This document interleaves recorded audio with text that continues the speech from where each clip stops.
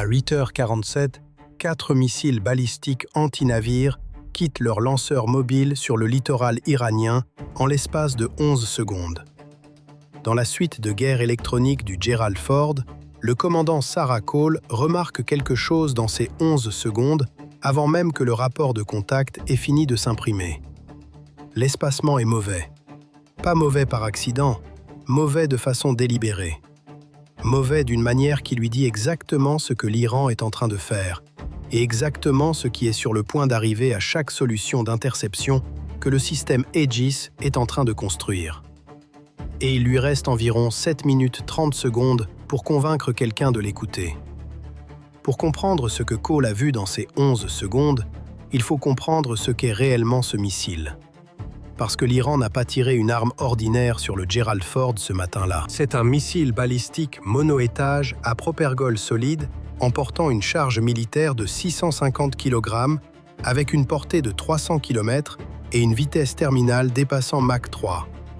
Il ne vole pas vers le navire comme le ferait un missile de croisière en rasant la surface depuis l'horizon. Il monte, il suit une trajectoire parabolique, puis il plonge presque verticalement, piquant à un angle compris entre 60 et 75 degrés par rapport à l'horizontale, tombant du ciel depuis le zénith à plus de 1000 mètres par seconde. Cet angle de plongée, c'est tout le principe de l'arme. C'est l'arme dans son intégralité. Chaque système défensif d'un groupe aéronaval a été conçu autour d'une menace horizontale. Le phalanx CIWS traque les contacts qui arrivent par les flancs. Les intercepteurs SM-6 construisent des solutions de contrôle de tir basées sur des cibles traversant l'espace aérien et non sur des cibles qui tombent verticalement à travers lui. Les enveloppes d'engagement, les cônes de couverture radar, les géométries d'interception, tout cela a été conçu pour des missiles qui viennent vers vous, pas pour des missiles qui tombent sur vous. Les officiers de ciblage iraniens avaient étudié cela pendant 4 ans, et leur conclusion était la suivante. Un missile plongeant presque verticalement donne à l'ordinateur de contrôle de tir Aegis un problème soluble. 2 plongeurs quasi verticaux simultanés forcent le système à diviser ses ressources. 4 plongeurs quasi verticaux simultanés, chacun arrivant depuis un angle légèrement différent au zénith, chacun nécessitant sa propre géométrie d'interception. Ce n'est plus une version plus difficile du même problème, c'est un piège. Mais voilà ce que Cole a vu, que personne d'autre n'a vu. Les 4 missiles n'ont pas été lancés simultanément. Ils ont été lancés à 11 secondes d'intervalle dans une séquence précise, depuis 4 lanceurs positionnés à des distances soigneusement calculées les uns des autres le long du littoral iranien. Et cet écart de 11 secondes, pas 10, pas 12, mais 11, a été choisi pour une raison précise. 11 secondes, c'est exactement le temps dont l'ordinateur de contrôle de tir Aegis a besoin pour construire une solution d'interception préliminaire sur le premier contact avant que le deuxième contact n'apparaisse sur le radar. Ce qui signifie que le système engage des ressources sur la première solution avant de savoir qu'il en vient 3 autres. Puis, il s'engage sur la deuxième avant de savoir qu'il en reste 2.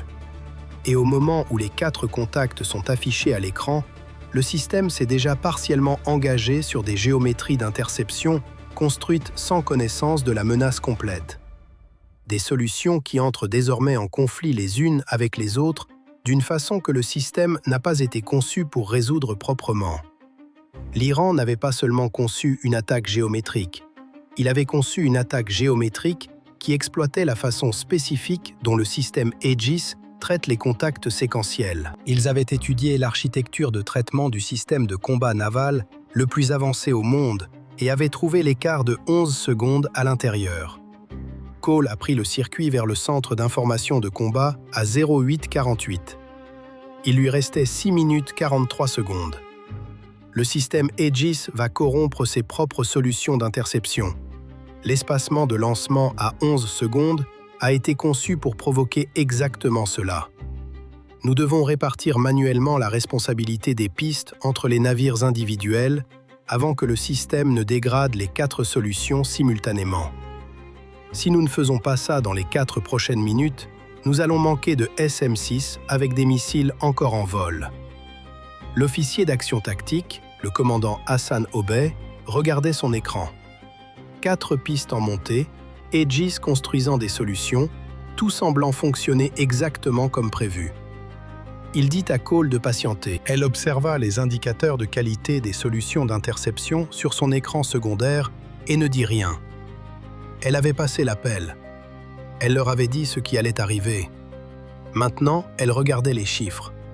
À 8h52, le système Aegis signala un conflit de contrôle de tir sur les 4 solutions d'interception simultanément.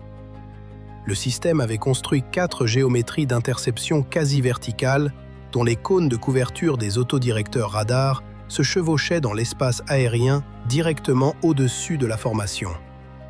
Chaque SM-6 assigné à une cible volait à travers la trajectoire de descente terminale d'une autre, corrompant les 4 pistes en même temps au lieu d'en résoudre une proprement. Obey regarda l'alerte. Il regarda la position de Cole sur son écran. Il prit le combiné du circuit. « Depuis combien de temps saviez-vous que ça allait se produire ?»« Depuis 8h47 et l'écart de 11 secondes, dit-elle. 4 minutes 21 secondes. » Il ne répondit pas à cela.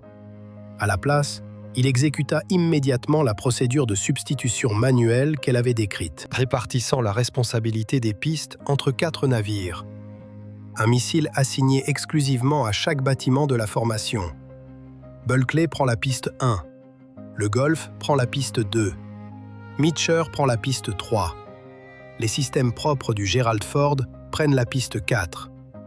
Chaque navire résout un problème proprement, au lieu que tous les navires résolvent mal les 4 problèmes ensemble. La procédure de substitution prit 23 secondes à être transmise sur la liaison de données tactiques de la formation. Il leur restait 3 minutes 48 secondes avant la première entrée en phase terminale. Moins de temps que si on l'avait écouté à 08:48. À 08:54, le Bulkley tira 2 intercepteurs SM-6 sur la piste 1 avec une solution de contrôle de tir propre à un seul navire. Le premier SM-6 atteignit son point d'interception à 08:55 et détonna à 8 mètres du fuselage du missile. Le schéma de fragmentation déchiqueta le chercheur électro-optique du missile et 2 gouvernes de contrôle. La piste 1 sortit en vrille de sa trajectoire de plongée et percuta le golfe Persique à 1400 mètres au nord-est de la formation. Piste 1 détruite. Le Golf tira sur la piste 2 à 08:54 et 31 secondes. Le premier SM-6 rata sa cible. La piste 2 exécuta une correction de cap terminal de 2,3 degrés dans les 3 secondes séparant la solution de contrôle de tir de la tentative d'interception. Une manœuvre évasive préprogrammée qui décala son point d'impact projeté de 190 mètres. Le deuxième SM-6, lancé sur une solution mise à jour, détonna directement contre le fuselage à 08:56 et 12 secondes. Piste 2 détruite. Le Meacher tira sur la piste 3 à 08:54 et 47 secondes. Le premier SM-6 atteignit le point d'interception et ne trouva rien. La piste 3 avait exécuté 2 corrections de cap successives, 1,9 degrés, puis 2,7 degrés, invalidant la solution 2 fois en moins de 4 secondes. Le deuxième SM-6 détonna suffisamment près pour endommager le système de guidage de la piste 3, mais pas sa charge militaire. La piste 3 était blessée. Sa capacité de manœuvre terminale était dégradée d'environ 60%, mais elle continuait de descendre, transportant toujours 650 kg d'explosifs à haute puissance, tombant toujours depuis le zénith à plus de 1000 mètres par seconde. Les propres systèmes du Gerald Ford tirèrent 2 SM-6 sur la piste 4 à 08:55. La piste 4 était la plus dangereuse, celle dont l'angle de plongée la positionnait le plus directement au-dessus du pont d'envol du porte-avions. Le premier SM-6 détonna à 31 mètres du fuselage, suffisamment près pour détruire une gouverne de contrôle, mais pas suffisant pour la neutraliser. La piste 4 corrigea. Le deuxième SM-6 était déjà en montée. Il atteignit son point d'interception à 08:56 et 51 secondes. La piste 4 avait corrigé à nouveau, 3,1 degrés. Le SM-6 détonna dans le vide. 2 missiles détruits, 2 encore en descente. Plus de SM-6 disponibles dans les solutions d'engagement. Le Phalanx entrait en ligne comme dernière option conventionnelle. La piste 3, guidage endommagé et dégradé, traversait maintenant 4000 mètres d'altitude en une vrille erratique, son système de guidage endommagé produisant des commandes de contrôle incohérentes qui rendaient sa trajectoire terminale véritablement imprévisible. Les phalanx sur la proue du Gerald Ford s'activèrent et la tracèrent sur une fenêtre d'engagement de 0,6 secondes, tirant 4500 coups par minute dans l'espace où le missile en vrille devait nécessairement se trouver. Les projectiles atteignirent le point d'interception. La piste 3 traversa la rafale, son mouvement de vrille la portant à 11 mètres en dehors du schéma de dispersion. Le missile percuta le golfe Persique à 63 mètres du flanc bâbord du Gerald Ford. La charge militaire de 650 kg détonna à l'impact sur l'eau. L'explosion envoya un mur d'eau sur le pont d'envol avant du porte-avions. Le navire trembla. Rien ne toucha la coque. Piste 3 neutralisée. Il restait la piste 4. Guidage intact, toujours en manœuvre. 11 secondes avant l'impact. Tombant depuis le zénith vers le pont d'envol du Gerald Ford à plus de 1000 mètres par seconde. Toutes les options conventionnelles épuisées. Et c'est à ce moment que le piège se révéla dans toute sa plénitude. Parce qu'il y avait un 5e lanceur.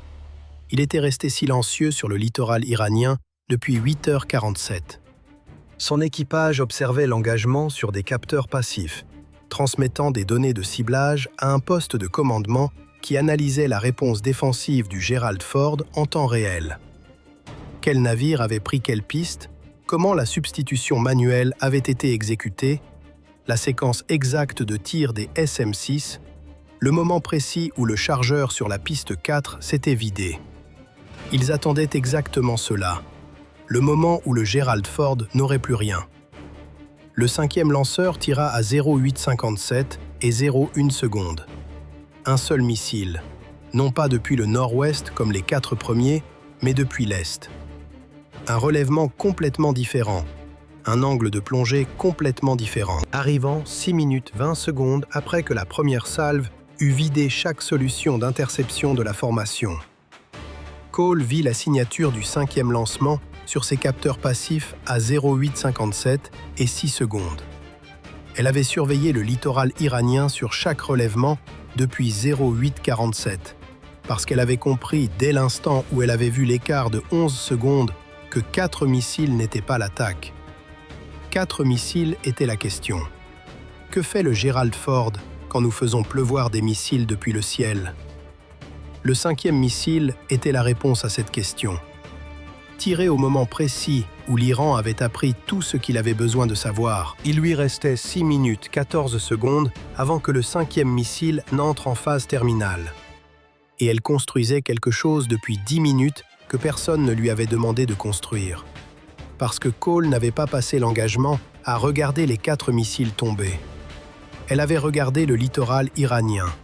Plus précisément, elle avait surveillé les émissions électroniques provenant du radar de contrôle de tir du 5e lanceur, le système de ciblage passif qu'il utilisait pour transmettre en temps réel les données de position du Gerald Ford au poste de commandement tout au long de l'engagement. Un radar de contrôle de tir qui émettait sur une fréquence chiffrée spécifique depuis 10 minutes 19 secondes. Assez longtemps pour que Cole cartographie entièrement le schéma de chiffrement. Assez longtemps pour construire un signal de ciblage falsifié que le 5e missile accepterait comme authentique au moment où il s'activerait et où sa liaison de données se connecterait. Elle transmit à 0,857 et 22 secondes un signal de guidage falsifié sur la fréquence chiffrée exacte qu'utilisait le système de contrôle de tir du 5e lanceur. De nouvelles coordonnées de ciblage, non pas la position du Gerald Ford, mais les coordonnées géodésiques du 5e lanceur lui-même, positionné sur sa crête côtière à 290 km à l'est. Le 5e missile reçut les coordonnées mises à jour à 08:57 et 29 secondes et fit exactement ce pourquoi il avait été conçu. Il leur fit confiance. Son système de guidage traita la nouvelle cible, calcula la correction de cap et vira brusquement à gauche en s'éloignant du Gerald Ford, se tournant vers l'est en direction du littoral iranien et du lanceur qu'il avait tiré. Dans le centre d'information de combat, le contre-amiral Mercer regarda la 5e piste courbée loin de la formation sur son écran tactique et se retourner vers l'Iran. Il resta parfaitement immobile pendant environ 3 secondes. Puis il prit le combiné du circuit vers la position de Cole. « Côte 4, côte 5, dit-elle. Côte 6. » À 9h04, le 5e missile percuta le littoral iranien à 14 mètres de la position de tir du 5e lanceur. Le lanceur, l'équipage et le poste de contrôle de tir, qui avaient passé 10 minutes à observer la réponse défensive du Gerald Ford, cessèrent d'exister au même instant.